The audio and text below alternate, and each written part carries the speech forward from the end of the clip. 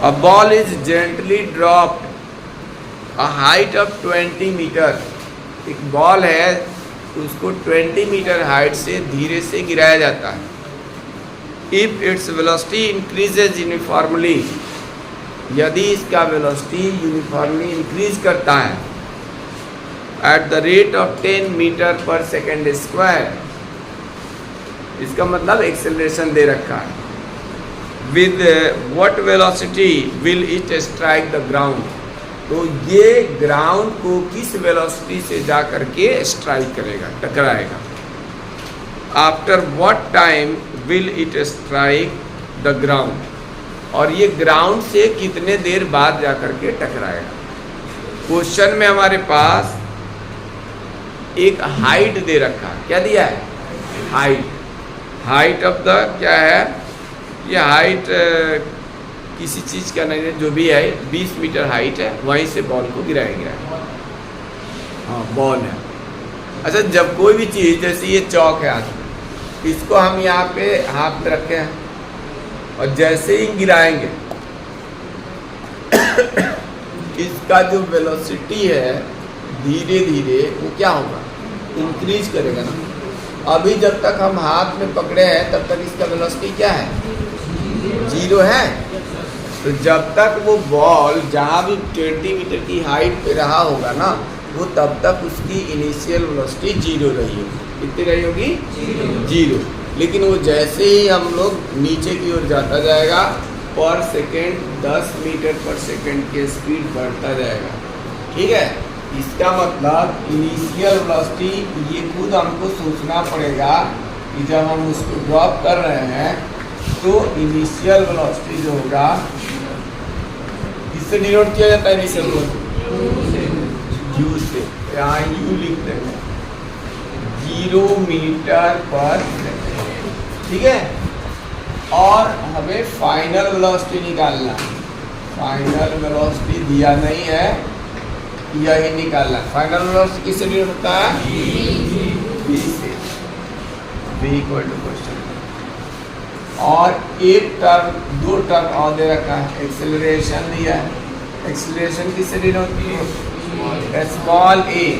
बहुत लोग test paper में जो टेस्ट दिया है उसमें a को कैपिटल लेटर से यूज किए हैं। ठीक है, और मैं बताता चलता हूँ कि नहीं, वो स्मॉल से ही होगा। तो यहाँ पे कितना आ गया? 10 मीटर पर सेकेंड। और हाइट दे रखा है। हाइट कितना दिया है? 20 मीटर। ठीक है, इतना दिया है। इसमें किसी कोई दिक्कत हो बताओ? इतना समझ आ रहा है? u0 कैसे आया, समझ आ रहा है?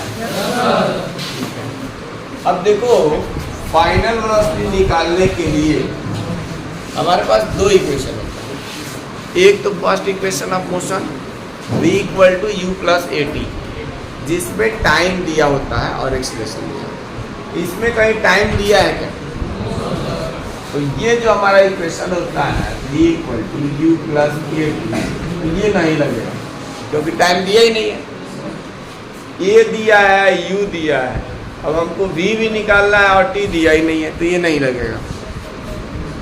दूसरा इक्वेशन है s equal to ut plus half kt square, और फॉल करा रहे हाइट से तो gt स्क्वायर। इसमें हम लोग टाइम निकालने के लिए यूज कर सकते हैं। क्यों? क्योंकि हमारे पास हाइट दिया हुआ है। जब वर्टिकल मोशन होता है तो s को h से रिप्रेजेंट करते हैं, a को g से। h equal to ut plus half gt square, तो हाइट दिया है, इनिशियल वेलोसिटी दिया है और एक्सेलरेशन दे रखा है, तो टाइम निकल जाएगा। लेकिन इससे भी वेलोसिटी नहीं निकलेगा क्योंकि ये दोनों ही इक्वेशन में t है। अब बच गया क्या? तीसरा equation, v square equal to u square plus 2gh। ये s होता है ना? तो वर्टिकल मोशन के लिए, यानी कोई बॉडी या तो हम अपवर्ड डायरेक्शन में फेंक रहे हो या डाउनवर्ड में, दोनों ही कंडीशन में s को h से और एक्सेलरेशन को g से रिप्रेजेंट करते हैं। तो याद आएगा। अब यानी u हमें मालूम है, g भी मालूम है, h भी मालूम है, v निकल जाएगा और v यहाँ पे चला। समझ में आया? कौन सा इक्वेशन लगेगा? थर्ड। वेलोसिटी निकालने के लिए थर्ड। और पूछा था कि कितने समय बाद वो जो है ग्राउंड को स्ट्राइक करेगा, यानी ग्राउंड से टकराएगा। तो क्या होगा? ऊपर से ही गिराया जा रहा है केवल, ऐसा नहीं है कि मैंने नीचे फेंका, नीचे से ऊपर फेंका, फिर ऊपर गया, ऊपर से आके गिरा। तो टी वाला जो टाइम होता है ना, 2 बार जोड़ते हैं, टी सेकंड जाने का, टी सेकंड गिरने का, तो 2t होता है। लेकिन इसमें केवल ऊपर से गिराया गया है, इसलिए जो टाइम लगेगा वो केवल स्मॉल t ही होगा। ठीक है, अब यहाँ पे हम लिखेंगे बाई यूजिंग, कौन सा इक्वेशन यूज किया जाए? Equation of motion, v square equal to u square plus G H use कर ये फॉर वर्टिकल मोशन। वर्टिकल कोई भी हो, वर्टिकल डाउनवर्ड हो या वर्टिकल अपवर्ड हो, दोनों ही कंडीशन में हम लोग ए के बदले जी और एस के बदले एच यूज करेंगे। वैल्यू रखो इसमें, 0 का होल स्क्वायर 2 इंटू जी की वैल्यू 10 दिया, हाइट 20, कितना है? तो 0 ही रहेगा। इसको मल्टीप्लाई करें कितना आएगा? 400। बी स्क्वायर की वैल्यू आ गया 400, इससे बी निकाला जाएगा, स्क्वायर रूट ऑफ 400 आएगा। 400 का स्क्वायर रूट प्लस का भी आता है, माइनस का भी आता है, लेकिन वेलोसिटी माइनस का नहीं होगा, इसलिए हम केवल जो है 20 मीटर पर सेकंड, तो एक आंसर किया। ठीक है, अब क्या बच गया? टाइम। टाइम हम लोग अब तो इस इक्वेशन को भी लगा सकते हैं क्योंकि टाइम निकल चुका है, और इससे तो खैर लगना ही लगना। तो अब यहाँ पे by second equation, second equation लगाएंगे h equal to ut plus half G T square, ये है 20 मीटर, 0 इंटू टी हाफ, ये 10 इंटू टी स्क्वायर, 2 से 10 कट करेंगे 5, इधर आ गया 5 T square equal to 20। T square की वैल्यू निकालने के लिए 5 से डिवाइड हो जाएगा, 25 से डिवाइड होगा 4, this implies that T equal to 2 seconds. यहाँ भी हमने टाइम को निगेटिव नहीं लिया, टाइम निगेटिव नहीं होता, इसलिए प्लस का ही लिया। तो एक आंसर आ गया टाइम 2 सेकेंड, और वो जो है 20। यहाँ लास्ट में आंसर लिखना पड़ेगा, the ball will strike the ground after 2 seconds. ठीक है, the ball will strike the ground after 2 seconds. Note करो। क्वेश्चन नंबर 10 ये कह रहा है कि an artificial satellite is moving in a circular orbit. Artificial satellite है और एक सर्कुलर ऑर्बिट में मूव कर रहा है, ऑफ रेडियस 42,250 किलोमीटर। ठीक है, जैसे मून जो होता है अर्थ के राउंड जब रिवॉल्व करता है तो वो नेचुरल सैटेलाइट है, ऐसे ही जो है हमारे अर्थ के चारों ओर साइंटिस्ट बहुत सारे सैटेलाइट्स जो है आर्टिफिशियल सैटेलाइट्स बना करके भेजे हैं, जो हमें समय समय पर क्या करते हैं, वेदर रिपोर्ट या फिर बाकी सब कम्युनिकेशंस के लिए सब यूज होता है। अर्थ के चारों ओर से वो सब क्या करते हैं, पूरा डेटा यानी फ़ोटो खींचना या जो भी है सब डेटा ले लेके और भेजते हैं, जिससे हमको वेदर की जानकारी या फिर कम्युनिकेशन सिस्टम में हेल्प मिलता है। तो ये आर्टिफिशियल सैटेलाइट है। तो ये जो है इसका रेडियस कितना है, 42,250 kilometre. Calculate its speed if it takes 24 hours to revolve around the अर्थ।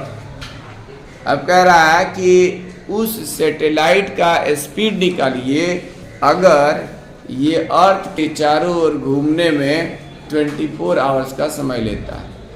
देखो जो भी वेदर से रिलेटेड या कम्युनिकेशन से रिलेटेड सैटेलाइट है वो 24 घंटे ही उसका टाइम पीरियड होता है, यानी अर्थ जैसे जैसे घूम रही है उसके साथ साथ वो भी घूमता है, यानी वो लगता है कि स्टेशनरी है।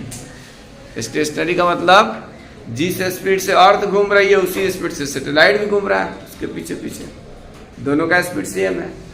तो वो एक दूसरे से दोनों जो है रेस्ट में दिखेंगे, तो उसका नाम है जियो स्टेशनरी सैटेलाइट। जियो GEO जियो, ठीक है। स्टेशनरी स्टेशन समझते हो ना, तो स्टेशन में ARY लगा दो, स्टेशनरी जियो स्टेशनरी सैटेलाइट, ठीक है। ऐसे सैटेलाइट्स जिसका टाइम पीरियड 24 आवर्स होता है उसको जियो स्टेशनरी सैटेलाइट्स कहा जाता है, ठीक है। हायर क्लासेस पढ़ोगे 11 या और क्लास। तो अभी हम लोगों को क्या करना है भाई, जियो स्टेशनरी सैटेलाइट है क्योंकि इसका टाइम पीरियड कितना है 24 आवर्स, तो उसी सैटेलाइट का हमें स्पीड पता करना है। तो सबसे पहले क्या करेंगे, तो आप देखो इसमें हम एक क्या बना देंगे, सर्कुलर ऑर्बिट बना देंगे, सर्कुलर ऑर्बिट, ठीक है। और इसका जो रेडियस है ये तो हो जाएगा डायमीटर, और रेडियस होता है सेंटर से लेकर के यहाँ तक। ये रेडियस दे रखा है r, स्मॉल r से भी रिप्रेजेंट कर सकते हो, कैपिटल R से भी, ठीक है। ये स्मॉल r जो है वो दे रखा है 42,200 किलोमीटर r दिया, ठीक है। और इसका दिया है कि 24 आवर्स में एक चक्कर लगा देता है, तो उसको बोलते हैं टाइम पीरियड। क्या बोलते हैं? Time period. तो टाइम पीरियड दे रखा है, जिसको नहीं समझ में आया टाइम पीरियड को कैपिटल T से रिप्रेजेंट किया जाता है, ये 24 आवर्स दे रखा है, ठीक है। एक चक्कर में कितना डिस्टेंस ट्रेवल करेगा ये बताओ, कैसे निकालेंगे? जितना भी इसका सरकमफरेंस होगा उतना ही एक चक्कर लगाने में अपने सरकमफरेंस के इक्वल डिस्टेंस ट्रेवल करेगा, तो डिस्टेंस हमारे पास निकल जाएगा। टाइम दिया है 24 आवर्स, डिस्टेंस में टाइम से डिवाइड करेंगे तो स्पीड निकल जाएगा। तो समझ आ रहा है? तो हम पहले निकालेंगे the distance travelled, the distance traveled by the satellite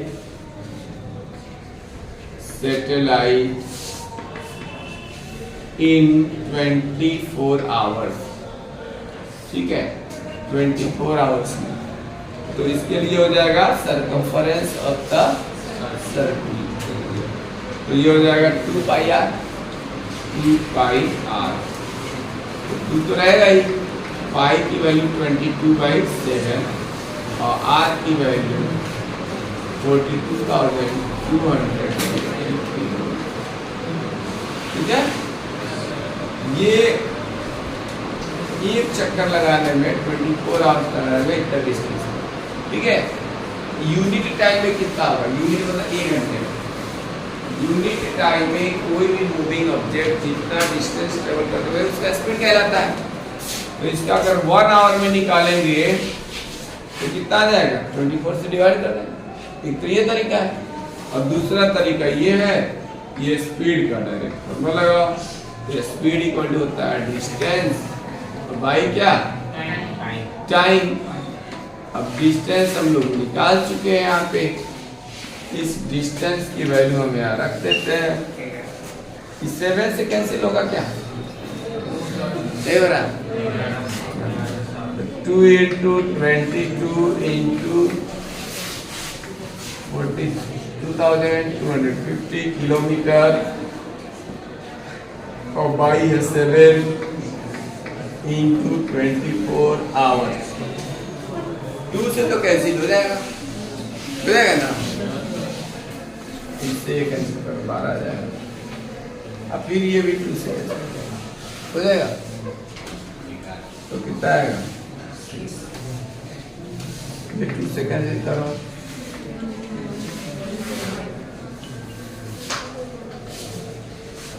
कितना आ गया? बाकी इसको डिवाइड करके देख लो, मल्टीप्लाई कर लो, इतना kilometre per hour. 22 into 21125 upon 6 into 7 kilometre per hour. Calculation खुद करो, ठीक है।